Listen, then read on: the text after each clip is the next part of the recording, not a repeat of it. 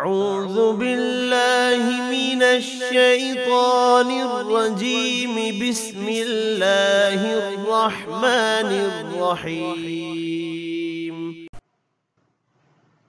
والذين لا يشهدون الزور وإذا مروا باللغو مروا كراما والذين إذا ذكروا بآيات ربهم لم يخروا عليها صما وعميانا والذين يقولون ربنا هب لنا من أزواجنا وذرياتنا قرة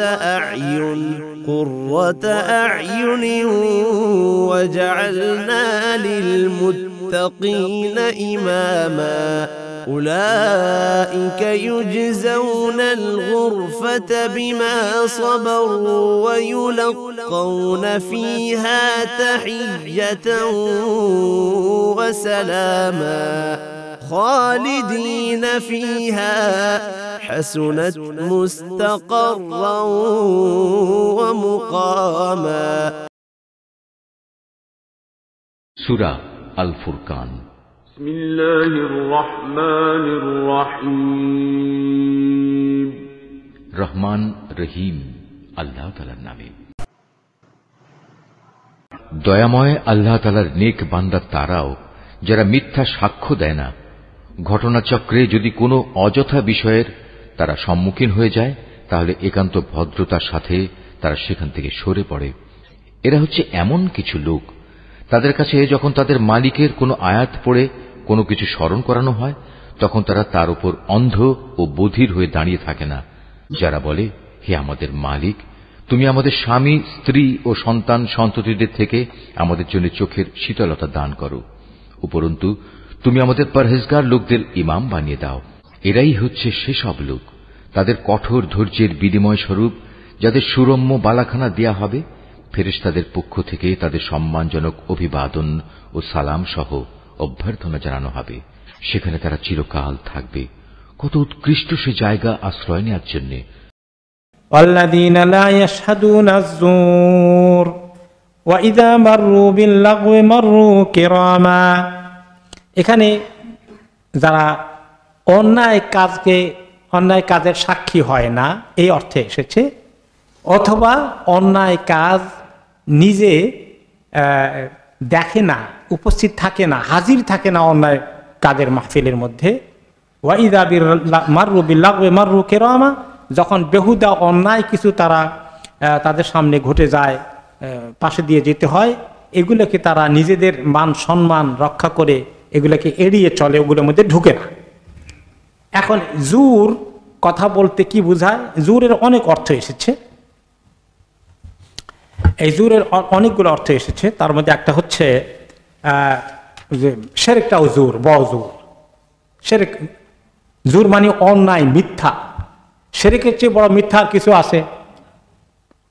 আল্লাহ এক, বলে তো আল্লাহ একলা কেমনে হলো, কত মাবুদ আছে ওনার সঙ্গে, তাহলে তো এটা মিথ্যা হয়ে গেল, এটা সবচেয়ে বড় মিথ্যা। এরপরে যত কবিরা গুনাহ আছে এগুলাও জুর।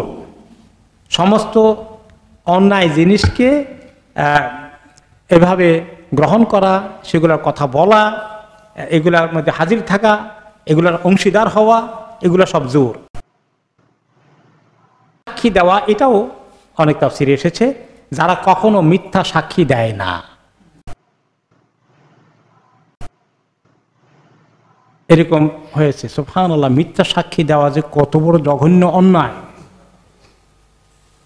নবী করিম সাল্লাল্লাহু আলাইহি ওয়াসাল্লাম বসা ছিলেন, তারপরে তিনি যখন হেলান দিয়ে বসতে বসে কিছু কথা বলছেন, পরে যখন বলতে মিথ্যা সাক্ষী এটা বলতে গিয়ে তিনি বসে গেলেন। খবরদার, মিথ্যা সাক্ষী দেওয়া অনেক বড় কবিরা গুনাহ, অনেক বড় কবিরা গুনাহ।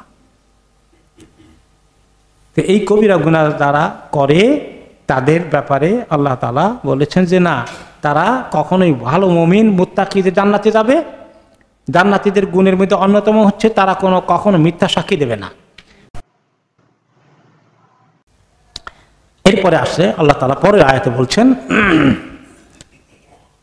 ওয়াল্লাযীনা ইযা যুক্কিরু বিআয়াতি রাব্বিহিম লাম ইয়াখিরু আলাইহা সুম্মা ওয়া উমিয়ানা। ওই লোকগুলো, ওই জান্নাতি লোকগুলোর অবস্থা হচ্ছে পরবর্তী গুণ, যখন তাদেরকে মনে করিয়ে দেওয়া হয়, স্মরণ করিয়ে দেওয়া হয়, নসিহত করে দেওয়া হয় আল্লাহ এবং তার আয়াতগুলো সম্পর্কে শরীয়তের কথা বলে দেওয়া হয়, এই আয়াতগুলো শুনলে লাম ইয়াখিরু আলাইহা সুম্মা ওয়া উমিয়ানা, এখানে তারা বোবা বধিরের মতো থাকে না, অন্ধের মতো হয়ে যায় না। তার মানে কি, তারা অন্ধ না এবং তারা বধির না, অর্থাৎ এই কথাগুলো তাদেরকে কানে ঢুকে, ভালো করে কানে ঢুকে, দিলের ভিতরে ঢুকে, এবং তাদের চোখে মনে তারা দেখতে পায় সত্য, হক বাতিল ক্লিয়ার হয়ে যায়। তারা অন্ধ হয়ে থাকে না, তারা বধির হয়ে থাকে না। এই অন্ধ বধির হয়ে না থাকার তাফসিরে ইমাম ইবনুল কাইয়্যিম রাহমাতুল্লাহ আলাইহি বলেন, মুকাতিল রাহিমাহুল্লাহ তাবেঈন থেকে বা তাবেঈন ওনার থেকে বলছেন, ইযা উইযু বিল কোরআন লাম ইয়াকাউ আলাইহি সুম্মা, কোরআনের এই কথাগুলো শুনলে এই মুসলিমগণ তখন তারা বোবার মতো থাকে না, বধির হয়ে থাকে না। বধির মানে কি, কানে শুনে না। শোনার পরে কথাগুলো তাদের ভিতরে মানে বিশাল একটা পরিবর্তন সৃষ্টি হয়ে যায়। এই পরিবর্তনটা কেমন হয়, যে তারা ইবনে আব্বাস রাদিয়াল্লাহু আনহু বলেছেন, লাম ইয়াকুনু আলাইহি সুম্মা উমিয়ানা বাল কানু খাইফিনা খাশিঈন, তারা অত্যন্ত ভীত সন্ত্রস্ত হয়ে যায়। এই কোরআনের আয়াতগুলো শুনলে তাদের ভিতরে অনেক ভয় সৃষ্টি হয়ে যায়। এই কথা আল্লাহ তাআলা অন্য আয়াতে বলেছেন, সূরা জুমারের 23 নম্বর আয়াতে বলেছেন আল্লাহ তাআলা। সেখানে কি বলেছেন, আল্লাহু নাযালা আহসানাল হাদীসি কিতাবাম মুতাশাবিহাম মাসানি, আল্লাহ তাআলা নাজিল করেছেন অল্প অল্প করে 23 বছরে লাগিয়ে অনেক সুন্দর কথা। আল্লাহর কথা চেয়ে সুন্দর কথা কিছু আছে? আহসানুল হাদিস, সবচেয়ে সুন্দর কথা কোনটা? কোরআন, কিতাবুল্লাহ। কিতাবান, এটা এমন একখানা কিতাব, মুতাশাবিহা, যেটা একটা আরেকটার সামঞ্জস্যশীল, কন্ট্রাডিকশন নাই, হ্যাঁ, কন্ট্রাডিক্টরি নয়, কমপ্লিমেন্টারি, পরিপূরক কথা। মেসানিয়া, আবার বারে বারে রিপিট হওয়া অনেক কথা। ইত্তাকুল্লাহ ইত্তাকু রাব্বাকুম অনেকবার রিপিট হয়েছে।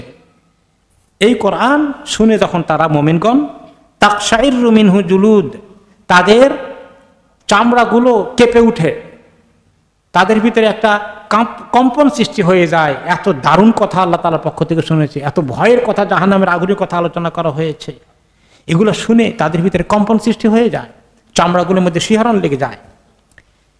আল্লাযীনা ইয়াখশাউনা রাব্বাহুম, এটা কাদের মধ্যে হয়? যারা সত্যিকার আল্লাহকে ভয় করে। এই কথাগুলো শুনলে তাদের মধ্যে কম্পন সৃষ্টি হয়ে যায়, শিহরণ এসে যায়। সুম্মা তালিনু জুলুদুহুম ওয়া কুলুবুহুম ইলা যিকরিল্লাহ, এর কারণ তাদের একটা ফিজিক্যাল চেঞ্জ হয়ে যায়, যে তাদের চামড়া, তাদের অন্তর আল্লাহর ভয়ে নরম হয়ে যায়, বিগলিত হয়ে যায়, তারা আল্লাহর কাছে অনেক হাম্বল হয়ে যায়। এরপরে আল্লাহ তাআলা বলছেন, ওয়াল্লাযীনা ইয়াকুলুনা রাব্বানা হাব লানা মিন আজওয়াজিনা ওয়া যুররিয়াতিনা কুররাতা আয়ুন ওয়াজআলনা লিল মুত্তাকিনা ইমামা। আর ওই মুত্তাকিদের অন্যতম গুণ হচ্ছে কি, তারা সব সময় দোয়া করে যে আল্লাহ আমাদেরকে এমন স্বামী স্ত্রী দান করুন এবং সন্তান সন্ততি আওলাদ ফারজান দান করুন, যারা আমাদের চক্ষু শীতলের কারণ হয়ে যাবে, যাদেরকে দেখলে আমাদের চক্ষুটা ঠান্ডা হয়ে যাবে। আল্লাহ ওয়াজআলনা লিল মুত্তাকিনা ইমামা, আর আমাদের সবাইকে মুত্তাকিদের সামনে রেখে দিন, সামনের কাতারে রেখে দিন, যাদেরকে দেখে দেখে অন্যরা অনুসরণ করবে। কত সুন্দর দোয়া না? এই দোয়াটা এত সুন্দর দোয়া, আল্লাহ তাআলা আমাদেরকে এই দোয়াটা কেমনে করতে হবে তিনি নিজ মুখে শিখিয়ে দিয়েছেন আমাদেরকে। সুবহানাল্লাহ, কিভাবে দোয়া করব আল্লাহ তাআলা শিখিয়ে দিলেন।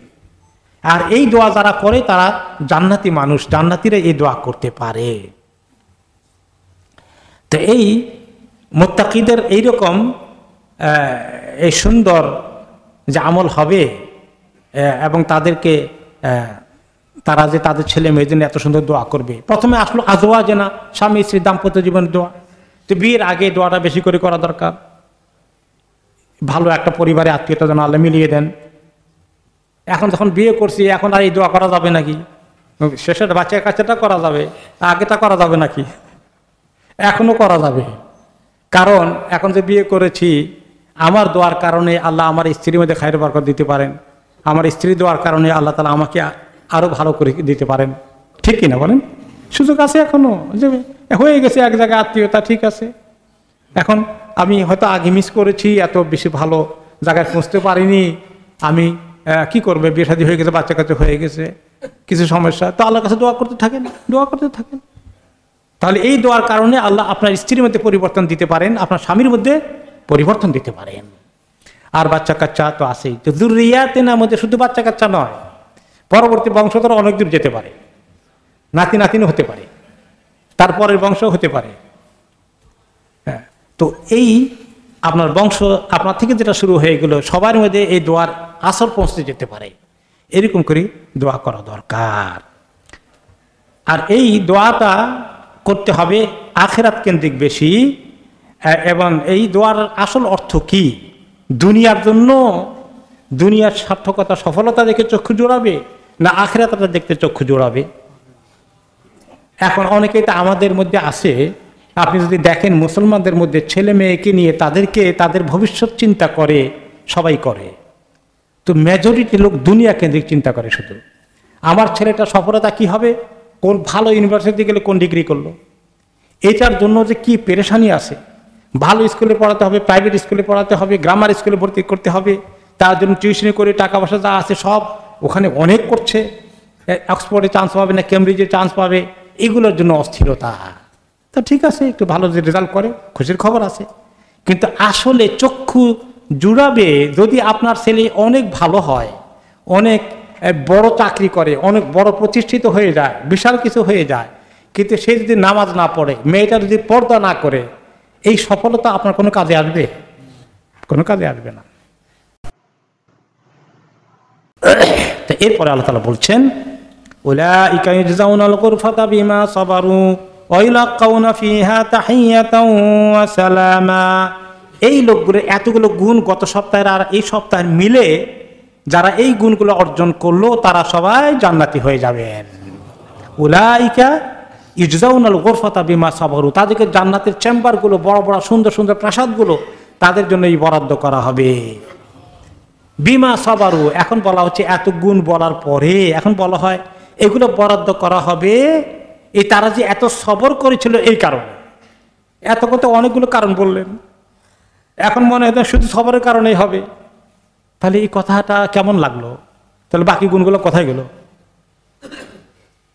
প্রশ্ন আসে না একটা, যে এতগুলো গুণ যাদের আছে এই কাজ সেই কাজ করতে করতে তাদের আল্লাহ তাআলা জান্নাত দেবেন। এখন বলছেন শেষে দিয়ে বলছেন না, তারা যে সবর করেছিল এই জন্য তাদেরকে বরাদ্দ করা হবে। তাহলে কথা কি বিপরীত হয়ে গেল, পরিপূরক হয়ে গেল, না সাংঘর্ষিক হয়ে গেল? কেউ চিন্তা করতে পারবেন কিভাবে পরিপূরক হলো? বলেন দেখি। জাযাকাল্লাহ খায়রান, মাশাআল্লাহ মাশাআল্লাহ, আল্লাহ তাআলাইক। যে এই গুণগুলো অর্জন করতে হলে কি লাগবে? সবর লাগবে। সবর না থাকার কারণে তো সব হারালাম দুনিয়ার মধ্যে। আমাকে কষ্ট দিচ্ছে, আমি কষ্ট দেব না, সবর করব। আমাকে গালি দিয়েছে, আমি দেব না। স্বামী স্ত্রীকে কষ্ট দেয়, সবর করুক। স্ত্রী স্বামীকে কষ্ট দেয়, সবর করুক। সবর করলে এই সব আমল করা যাবে, সবর না থাকলে হবে না।